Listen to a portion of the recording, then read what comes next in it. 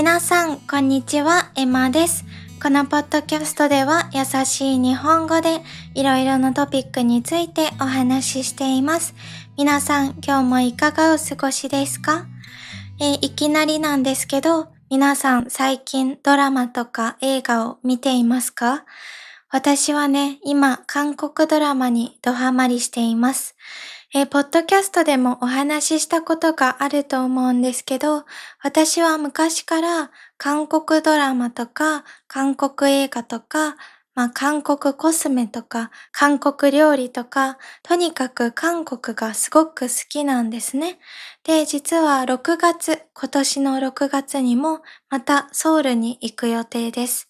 で、そこでね、すごくたくさんの料理を食べたり、ショッピングしたりすることを楽しみにしてるんですけど、今日お話ししていきたいのは韓国ドラマについてです。で、私は最近英語学習に集中しているので、正直韓国ドラマをもう1年ぐらい見ていませんでした。もうずっとね、アメリカのドラマとか、イギリスのドラマとか、とにかく英語に触れようと頑張っていたので、韓国からは一時期離れていたんですけど、でもね、最近何気なく見始めたドラマが本当に良くて、で、皆さんにもご紹介したいなと思って今日はお話しすることにしました。ぜひね、韓国ドラマを好きな方はもちろんなんですけど、見たことがないよっていう方でもいろんなお話をしていくので楽しんでいってもらえたら嬉しいです。では早速始めていくんですけど、まず私が今見てるドラマについてお話ししていきます。これは未知のソウルっていうドラマです。ネットフリックスで見ることができます。で、このドラマはね、もうエピソード1でハマりました。もう沼にはまってしまって抜け出せない感じ。このドラマは私が大好きな女優さん、パクボヨンさんっていう方が主人公なんですね。主演です。なので、それがきっかけで見始めたんですけど、でも見てみると、パクボヨンさんが可愛いっていうのはもちろんなんですけど、話が良すぎて、本当に、毎回毎回エピソードごとに泣かされてます。感動しちゃって。で、これはね、本当に、結構苦しい話なんですね。胸が痛くなるようなシーンとか結構多いです。その主人公の人が泣いてるシーンとか、周りの家族が泣いてるシーンとか、結構ね、エネルギーがある時に見た方がいいかなって思うドラマでもあるんですけど、これがどういう話かというと、まず主人公が2人います。ミジとミレっていう女の子なんですね。で、この女の子2人は双子の姉妹です。ミレがお姉ちゃんかな、ミジが妹だったと思うんですけど、この2人は一卵性の双子なので、顔が瓜二つ、そっくりなんですね。本当に同じ顔をしてます。でも、顔は同じだけど、性格が真反対なんです。性格が反対。ミジはすごく元気で、もう走り回ってるような女の子。でもミレは小さい頃から体が弱くて、すごく静かな女の子なんですね。で、この二人そういう風に生きてきて、最近はあんまり連絡を取っていなかったり、仲が良くないというか、全く話してなかったんですね。ミレはソウルに住んでて、ミジは田舎に住んでます。で、詳しくは言えないけど、とにかく大きなトラブルが起こるんですね。大変なことがある。苦しいことがある。なので、この二人はチェンジすることにしたんです。そう、ミレはミジとして、ミジはミレとして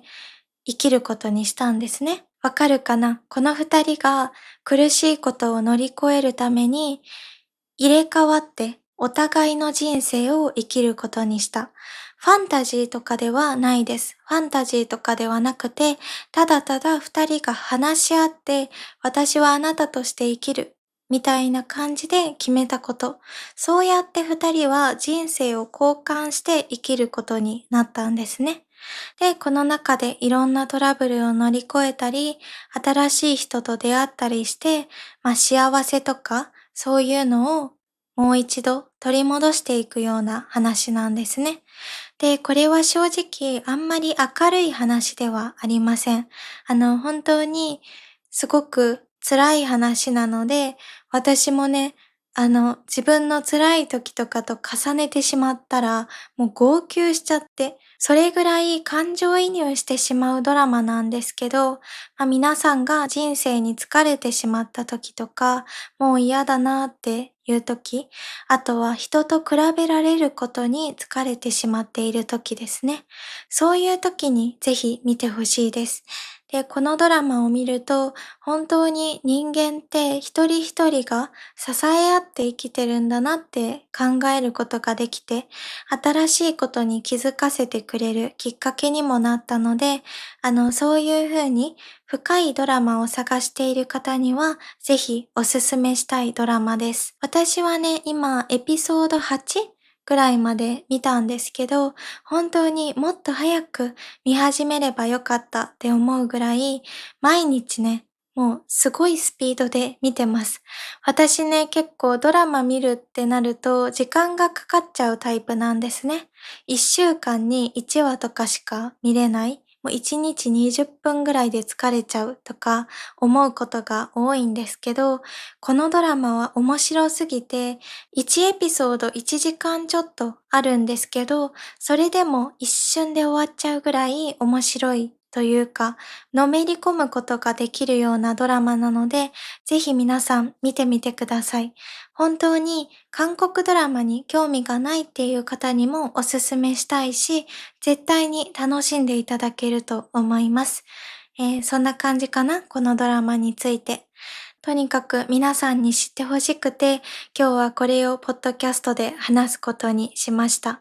で、私もそうなんですけど、韓国ドラマって聞くと、なんだかラブロマンスのイメージがあったんですね。もちろんラブロマンスもすごく素敵で、私も好きなドラマとかはあるんですけど、それよりもこういう深い話とか、ダークな話の方が好きなんですね。で、他にも私が見て良かったなって思ったのは、マイディアミスターです。で、このドラマは本当に辛い、切ない話なんですね。でも私がもし一番好きな韓国ドラマを聞かれたら、絶対にこれだって答えます。それぐらいおすすめのドラマなんですね。これもね、人生の話、人と人との関わりを描いたようなお話です。なので、そういうドラマのジャンルが好きな方には、ぜひ見てほしいです。ちなみに主演が私の大好きな大好きな IU ちゃんなので、ぜひ見てほしい。本当に可愛いの。でもね、このドラマ自体はすごく悲しい、切ない、苦しい話。でも見終わった後はすごくほっこりして温かい気持ちになれる。また明日も頑張ろうって思えるようなドラマだから、ぜひ皆さんにも見てみてほしいです。これはね、本当に泣けるので、ぜひタオルを用意してから見てください。私もね、めちゃくちゃ泣きました。そんな感じかな。この二つ、未知のソウルと、マイディアミスターが私の中でのトップ2の韓国ドラマですかね。うん。で、もうちょっとだけドラマについてお話ししますね。ごめんなさい。ドラマとか映画について話し始めると止まらないんです。もうね、本当に一日中話してられるぐらい大好きなので、ぜひね、皆さん最後まで聞いていってくれたら嬉しいんですけど、今からは韓国ドラマじゃなくて、アメリカのドラマについてお話しします。私が最近見てるドラマについて、あとこの前見終わったドラマについてお話しします。で、何かというと、一つ目はバージンリバーです。これはね、正直めちゃくちゃ長いんです。シーズン7なんですね、今。まだシーズン8があるかどうか私は知らないんですけど、でもね、私がなんでこんなに長いシーズンでも見ることができているかというと、このドラマはとにかくほっこりゆったりしたドラマなんです。のんびりした感じ。なんか最初にお話しした、未知のソウル、マイディアミスターって結構もう感情移入しないと見られないというか、もう勝手に感情移入しちゃうようなドラマなんですけど、このバージンリバーは本当にのんびりしたスタイルのドラマだから、ちょっと時間あるから見ようかなとか、何か見たいけど何見ようか決まらないなとか、そういう時にぜひ見てほしいんです。で、こんな風に気楽に見ることができるのに、すっごくいい話なんですね。コメディみたいな感じでもあるから、笑えるシーンもあるし、でも感動するシーンもあります。泣けるようなシーンもある。これはね、小さな町のお話で、本当にいろんな人同士の関わりを見ることができるんですね。で、この中での友情とか恋愛とか、お仕事の話とか、いろんなジャンルの話が組み込まれているような、本当に面白い、楽しい作品なので、ぜひ温かい話を見たいなって思ってる人は見てほしいなと思います。で、次にお話ししていきたいのが、もう完結したけど、ストレンジャーシングスについてです。これはね、少し前にシーズン5で完結したんですけど、本当に私が大好きなドラマだったんですね。もう終わってしまって、今はロスです。めっちゃロス。ストレンジャーシングスロスの毎日を過ごしてるんですけど、それぐらい本当に素晴らしい作品でした。これはね、本当にみんなに見てほしい。やっぱり怪物とかが出てくるから、その時点で、あんまりこういうジャンル好きじゃないなって思う人もいると思うんですけど、本当にそんな怪物だけの話じゃなくて、もう感動しますよ。もうめちゃくちゃ深い話なんです。もう涙なしでは見られないようなドラマだから、ぜひね、そのパッと見のデザインというか、怪物が出てくるからファンタジー系の話なんだなって思って見ることができてない人もいると思うんですけど、でも騙されたと思って見てほしい。もうそれぐらい面白いし、ハマったら抜け出せないというか、シーズン1からシーズン5までもうすぐに見終わると思います。それぐらい私は自信を持っておすすめできるドラマです。で、さっき私ストレンジャーシングスロスって言ったんですけど、でもロスだからと言って、このドラマが続いてほしいかと言われたら、本当に完結してくれてめちゃくちゃ嬉しいんですね。多分私は、これがもしシーズン6、シーズン7、シーズン8って続いてたら、もう見てないと思います。なんでかというと、なんかやっぱり私の勝手なイメージだけど、こういうドラマとか人気なものって長く続きますよね。長すぎるっていうぐらい続いてしまう。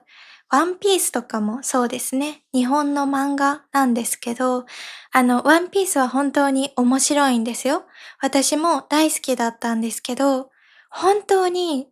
どこまで続くのってぐらい長いですよね。まだ続いてる。私はちょっとこういうのに疲れてしまって、正直私的には長ければ長いほどいいっていうわけじゃなくて、